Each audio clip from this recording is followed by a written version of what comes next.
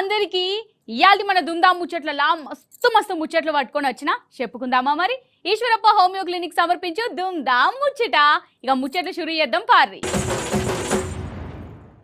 Congress party అధికారంలోకి వస్తే మార్పు మార్పు మార్పు తెస్తామంటే ఏందో అనుకున్నా గానీ నిజంగానే బొచ్చడు మార్పులు తెత్తాండ్లు అసలు ఏమన్న మార్పులా ఈ మార్పులన్నీ జనం బావు కోసమని అందరూ అనుకునే కానీ చెయ్యి పార్టీ లీడర్ల కోసమే ఈ మార్పుల ఈగ్రం పెట్టుకున్నారని చాలా ఆలస్యంగా సమజైంది ఈ రింగు రోడ్డు భూముల కథనే తీసుకోరాదు రింగు రింగు రింగు అనుకుంటా గిర్ర గిర్ర తిప్పుతూనే ఉన్నారు మందిని మత్పరిత్తనే ఉన్నారు ముచ్చటేందో మంచిగా సమజయ్యేటట్టు నేనే చెప్తా మీరు చూడాలి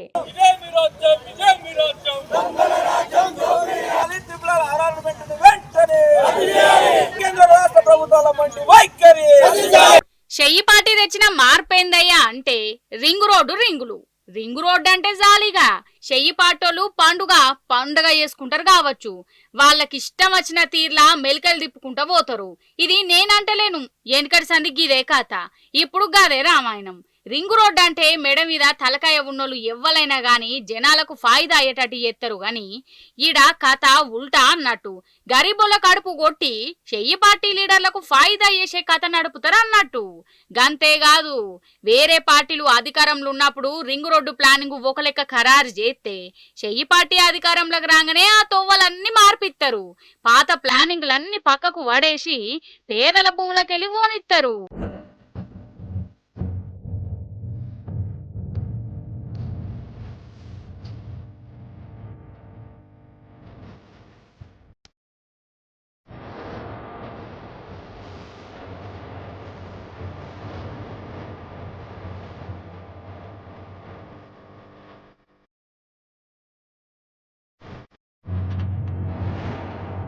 ఈ రీజనల్ రింగ్ రోడ్డు ఎన్ని రింగులు తిరిగిందో చూస్తూనే ఉన్నారు కదా కేసీఆర్ సార్ ప్రభుత్వం ఉన్నప్పుడు ఒక తీర్ల ప్లానింగ్ ఉంటే మన రేవంత్ అన్న నచ్చి పెద్దల భూములను కాపాడి గరీబోల భూములకు ఎసరు పెట్టిండు కదా గిట్లనే అంటుర్రోళ్ళ రైతులు అంతెందుకు మాడుగులల్లా చెయ్యి పార్టీ పెద్ద లీడరు సుట్టపోని పొలంల నుంచి రింగు రోడ్డు ప్లాన్ ఉండే ఇది వరకు ఇప్పుడు దాన్ని పక్కకు జరిపి రైతుల భూమి మీదకెళ్ళి ఓనిచ్చిర్రు ఇంకో 2 జాగలలో కూడా చెయ్యి పార్టీ ఎమ్మెల్యేల కోసం ఇష్టం వచ్చిన తీర్లా రోడ్డును మలిపిర్రట ఇది జాలదని ఒక మాజీ ఎంపీ 200 ఎకరాల భూమికి ఏసరు పడతదని పాపం ఆయన నారాజు కాకుండా ఉండే తందుకు 5 కిలోమీటర్లు పక్కకు జరిపిర్రట ఇక కాంగ్రెస్ లీడర్లు వాళ్ళ సుట్టపొల భూములు ఏడేడ పోతున్నాయో గవన్నిటిని మళ్ళా కాపాడి పేదోళ్ళ భూముల నెత్తి మీద పిడిగేసిర్రు కాదోల్లా కాంగ్రెస్ లీడర్లయ్యే భూములు గని ఆ రైతుల భూములు కావా వీళ్ళు మనుషులు గారా వీళ్ళకేమన్నా 100,000 ఎకరాలు ఉన్నాయా ఉన్న జాగా పోతే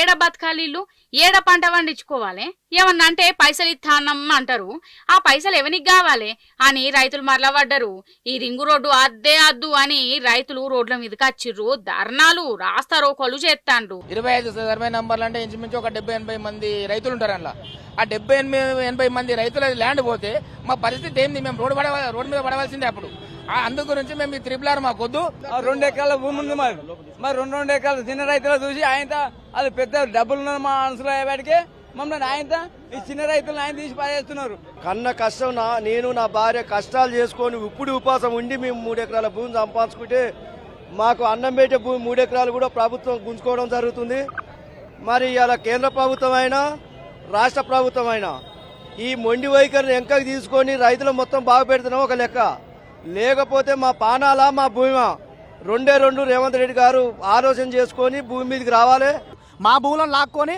మా కాడ ఒక 30% గవర్నమెంట్ ల్యాండ్లోని పాత అలైన్మెంట్లో అది తీసుకోకుండా మా సొంతం చిన్న సన్నకారు రైతులు రెక్కాడితే కానీ డొక్కాడని ప్రజలు మేము ఎందుకంటే అదే చేసుకొని కష్ట జీవితంలో బతికేటోళ్ళం అలాంటి భూములను వీళ్ళు గుంజుకొని ఈ త్రిపుల్ అలైన్మెంట్ ప్రకటించారు మా తాత ఉన్నాడు జీతం నేనున్నా నా 36 గుంటలు తీసుకుంటే మాకు పరిస్థితి ఏంటి సార్ మా పరిస్థితి ఏంటి మేము మళ్ళీ జీతాల నుండి బతకాలా వనపర్తి మునుగోడు నియోజకవర్గాల రైతులు హైదరాబాద్ కచ్చి మరీ నిరసన చేసిర్రు హెచ్ఎండిఏ ఆఫీసులా అసలు ఈ రింగు రోడ్లు రింగులు తిరుగుడు పక్కకు జరుగుడు ఇది ఫస్ట్ సారి కాదు చెయ్యి పార్టీ అధికారంలోకి వచ్చిన ప్రతిసారి ఇదే కథ పెద్దల భూములను కాపాడేందుకు వంకర్లు తిప్పుతూనే ఉంటారు మరి గింత అధ్వానమా కొంచెమన్నా మానవత్వం అనేది ఉండదా గిందుకేనా రైతులు ఓట్లేసి గెలిపించింది గిదా ప్రజాపాలన అంటే గిట్లనే గలవైతుర్రు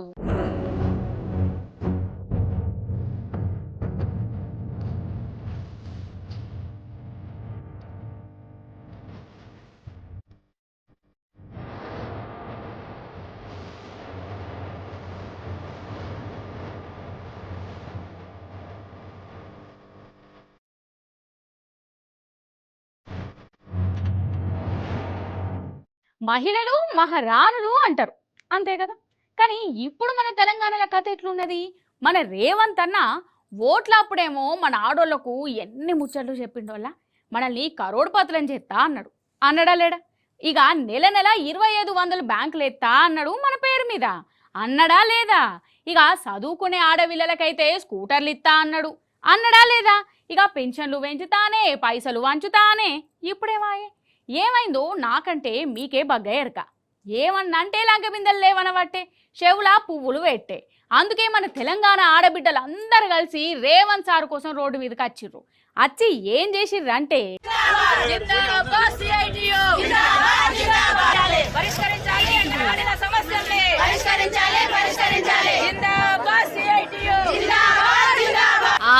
వీళ్ళందరూ కోటీశ్వరులే.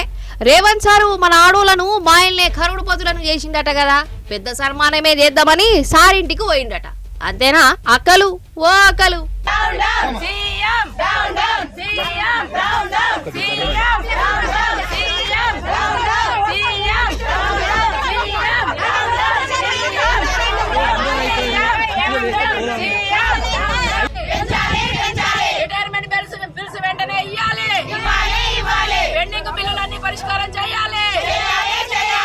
అదన్నట్టు సంగతి. వీళ్ళందరూ అంగన్వాడీ కార్యకర్తలు. రేవంత్ సారు ప్రీ ప్రైమరీ వ్యవస్థ అని ఏదో రూలు తీసుకొచ్చిందట కదా, గా రూలు వీళ్ళ కొంపలు ముంచుతున్నదట. గది రద్దు చేయాలి, జీతాలు పెంచాలి అని ధర్నాలకు దిగిరు. రాష్ట్రంలో ఉన్న అంగన్వాడీలు సీఎం సారు సొంత నియోజకవర్గం కొడంగల్కి వచ్చి సారింటి మీదకే పోయిడట. కానీ పోలీసోళ్ళు అడ్డం పడి వీళ్ళని అరెస్టు చేసిరు.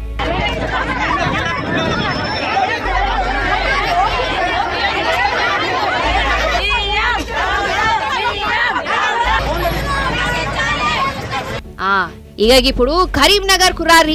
అగో మన అక్కలు యూరియా బత్తాలను పెట్టి బతుకమ్మ ఆడుతురు కదా, ఎందుకో మీకు ఈ పాటికే సమజ్ అయి ఉంటది కదా.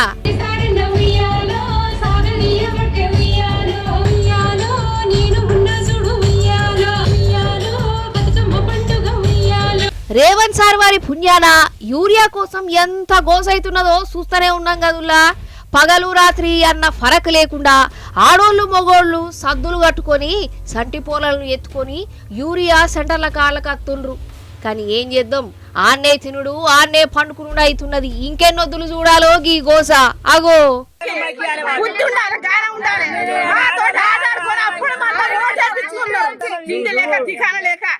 రావుల దేవుడని కూడా భర్త చేతికి రాలేదు. అసలు ఎప్పుడు అన్ని ఓట్లు కావాలి. సీతక్క తీసుకొని వచ్చిండు, రాజకీయ మనుషులు వచ్చిర్రు, అందరూ వచ్చి మిమ్మల్ని ఓట్లు వచ్చిర్రు. మేము వెంకటాపురం పోతే వెంకటాపురాలు ఇయ్యారు మాకు. మా పంటలు ఏం చేయాలి మేము? మరి 15 రోజుల పిల్లలేమో ఇంటికాడ మొత్తుకుంటూ ఏం చేయాలి? ఇక వీళ్ళే కాదుల్లో ఈ 20-22 నెలల సంధి రోడ్డు మీదకి రానోళ్ళు ఎవరుల్లా. 10 ఏండ్ల సంధి ఎన్నడూ లేంది గీ బిందెలు పట్టుకొని మంచినీళ్ల కోసం మన ఆడోళ్ళు రోడ్ల మీదకి వచ్చిరి. ఆశా వర్కర్లు ర్యాలీలు తీసిర్రు, జిహెచ్ఎంసీ అక్కలు ధర్నాలు చేసిర్రు. ఆడోళ్లను కోటీశ్వరులను చేస్తా అని గద్దెకెక్కిన రేవంత్ సారు ఆఖరికి ఏం చేస్తున్నాడు, నిలువుతో దోసుకోబోతున్నాడు. ఇట్లనే శాపాలు పెడతారు మన తెలంగాణ ఆడబిడ్డలు.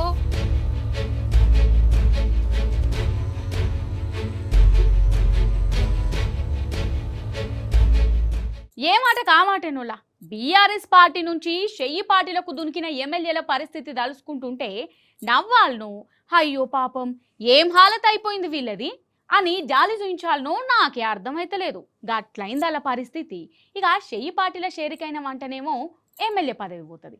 ఇక బీఆర్ఎస్లోనే ఉన్నామని చెప్పుకుందామని చూసిర్రు కానీ అట్లా ఎప్పుకొని ఉన్న ఇజ్జత్ అంతా తీసుకున్నారు అన్నట్టు. ఇట్లా పార్టీ మారిన ఎమ్మెల్యేల లలిత కళలను అసెంబ్లీల ఆఫీసర్కు చూయించుకునే పని పెట్టుకున్నారు బీఆర్ఎస్ ఎమ్మెల్యేలు. మరి ఆడ ఏమైంది, ఏంది కథ అరుచుకుందాం పార్రి. కారు గుర్తుతో గెలిచి షెయ్యి పార్టీల షరీకైన ఎమ్మెల్యేల పరిస్థితి ఎట్లున్నదో లోకమంతా చూస్తూనే ఉన్నది కదా. ఓ దిక్కేమో సుప్రీంకోర్టు 3 నెలలు టైం ఇచ్చే, గిట్లా పార్టీ మారిన ఎమ్మెల్యేల పని పట్టవలసిందే అని. అంటే పదవి పోతుందని తేలిపోయింది అన్నట్టే పెద్ద కోర్టు తీర్పుతోని.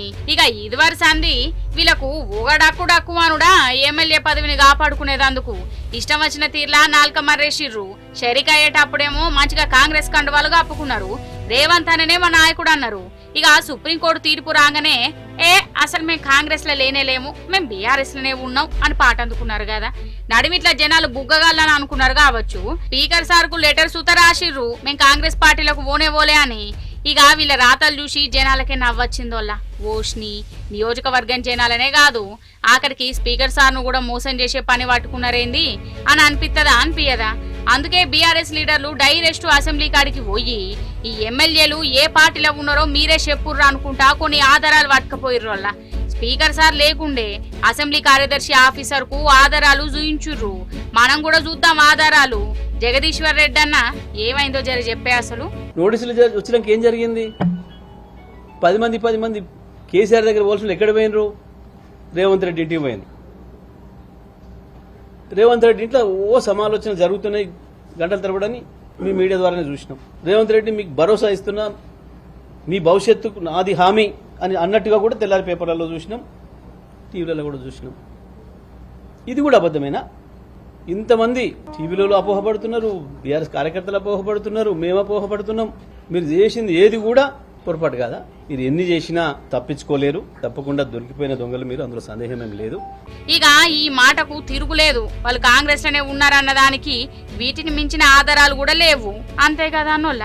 ఎంత మంచిగా కండవాలు కప్పుకున్నారు చూడుర్రి. చేతులు కలిపి చెయ్యి పార్టీ కార్యక్రమాలకు పోయి ఇప్పుడేమో మేము వాడికి ఓనే మాకు ఆ పార్టీతోనే సంబంధం లేదు అలా షరీక్ గాలే అని ఎంత తీయగా అబద్ధాలు ఆడుతుర్రో కదా. అసలు పదవి కోసం గిన్ని గణం అబద్ధాలా కథకున వాడెత్తు.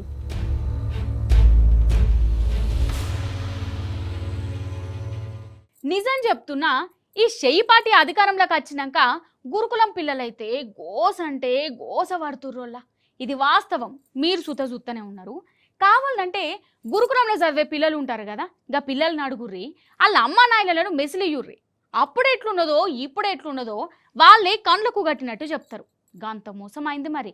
అంతెందుకోల్లా, లాస్ట్కు కథ ఏడదానికి వచ్చిందంటే స్కూల్లో ఒయ్యలు పట్టుకోవాల్సిన చేతులు అదే స్కూల్లో గంటలు గంజులు పట్టుకోవాల్సిన పరిస్థితి వచ్చింది. ఆగో,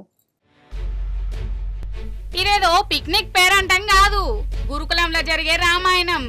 రేవంత్ సార్ వారి పుణ్యాన ఆఖరికి చదువుకునే పిల్లలు ఇక వంట వార్పు కూడా పెట్టుకున్నారోలా.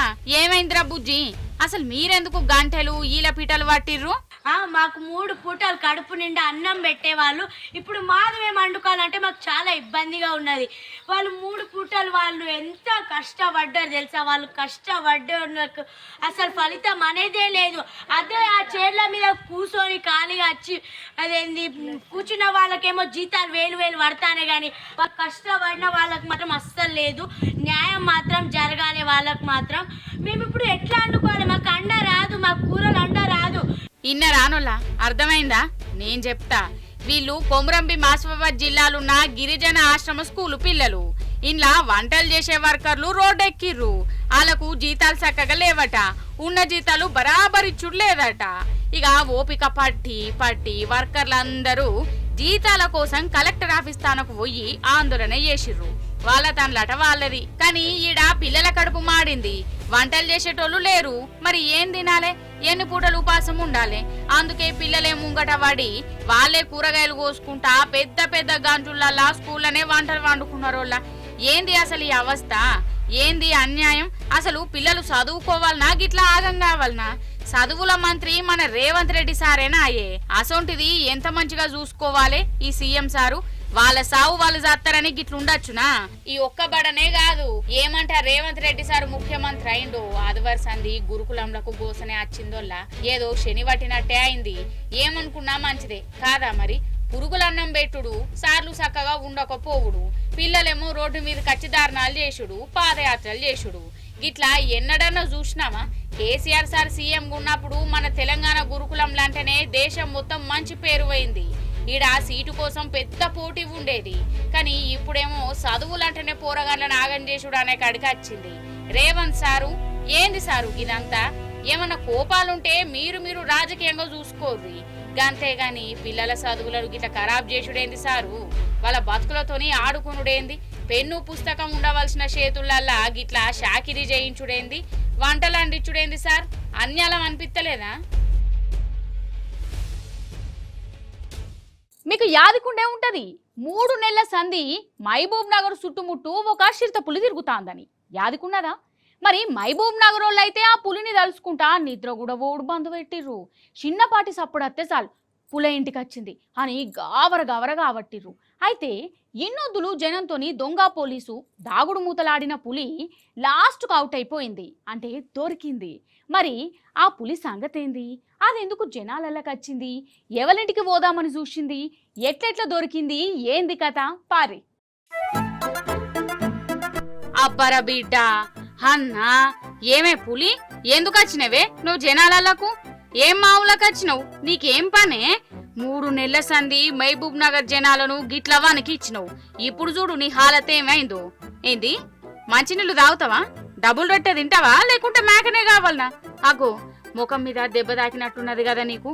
మనుషులు ఏసంటోలో నీకు తెలుసు, అయినా గాని మా దాంట్లో కలుద్దామని ఎందుకు అనుకున్నావు షేపు?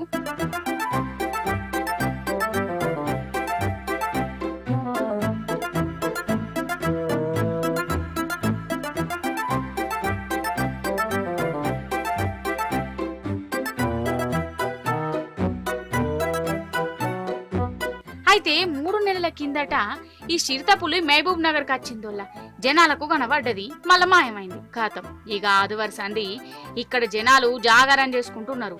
ఎప్పుడు ఎవరింటికి వస్తుందో ఎవరిని చంపుతుందో ఇదే గోసుండే. అడవి ఆఫీసర్లకు చెప్తే వాళ్ళు దేవులాడిర్రు, కానీ ఈ పులి వాళ్ళతోని కూడా దొంగ పోలీస్ ఆట ఆడింది. కనబడ్డట్టు కనబడు మళ్ళా మాయమవుడు. దీనికోసం డ్రోన్లు పెట్టిర్రు, సీసీ కెమెరాలు పెట్టిర్రు. ఇక లాస్ట్ కు 3 నెలల తర్వాత బోన్ల పడ్డది. ఆగ చూడవు ఎట్లా గురకాయించి చూస్తాందో. ఇన్నొద్దులు భయపడ్డ జనం ఇక పులి బోన్ల పడుతోనే ఒక సంబరం అల్లది. ఇక దాంతోని సెల్ఫీలు వీడియోలు తీసుకుంటా మురిసి ముప్పందమైనరు. ఈ సెల్ఫీలేవో ఆ పులి బోన్ల పడక ముందు తీసుకుందిరా వీళ్ళు, ఏమో పట్టుర్రి. ఇక మొత్తానికి 3 నెలల సంధి 30 తిప్పలు పెట్టి 3 చెర్ల నీళ్లు తాగిపించిన పులి దొరుకుడుతోనే ఇవాళ మహబూబ్ నగర్ చుట్టుముట్టున్న ఊరి జనాలు దావతులు చేసుకుంటుర్రట. అదన్నట్టు ముచ్చట.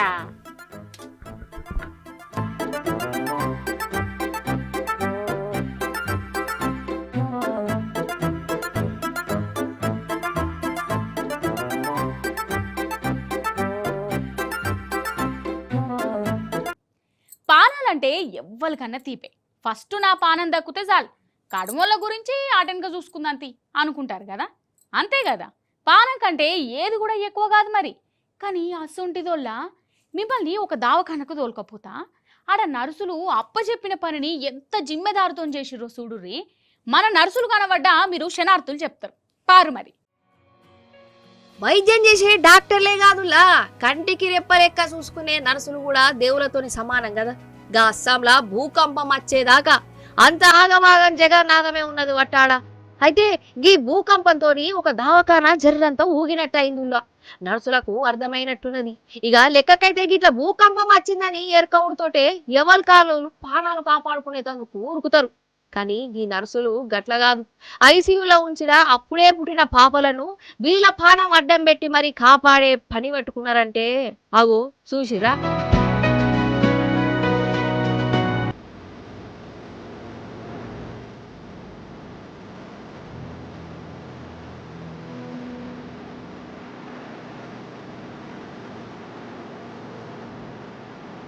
అగు నిజంగా ఎంత గ్రేట్ కదా. మనకి ఏమైనా మంచిదే, పిల్లలకు ఏం కావద్దని వాళ్ళను గట్టిగా పట్టుకున్నారులా. ఇది చూసినాక నాకైతే మన నర్సుల మీద ఇంకా ఎక్కువ మర్యాద పెరిగింది. మనను సిస్టర్ అని ఎందుకు పిలుస్తారో అర్థమైంది. ఈ సంటోళ్ళ కోసం సొంత అక్క చెల్లెల లెక్క తన్లాడి అందరి మనసులను గెలుచుకున్నారు కదా వీళ్ళు.